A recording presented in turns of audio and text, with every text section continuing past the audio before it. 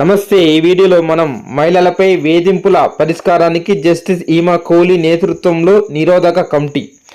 Supreme court పరిధిలో లైంగిక వేధింపులపై వచ్చే ఫిర్యాదుల స్వీకరణ పరిష్కారానికి సంబంధించి జస్టిస్ ఈమా కోహ్లీ నేతృత్వంలో ఒక కమిటీని ఏర్పాటైంది.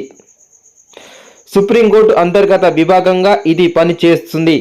12 మందితో కూడిన ఈ కమిటీలో జస్టిస్ బివి నాగరత్న, అదనపు రిజిస్టర్ సుగ్దా ప్రీతం, సీనియర్ న్యాయవాదులు మీనాక్షి అరోడా, మీనాక్షి పావని తదితరులు సభ్యులుగా ఉన్నారు.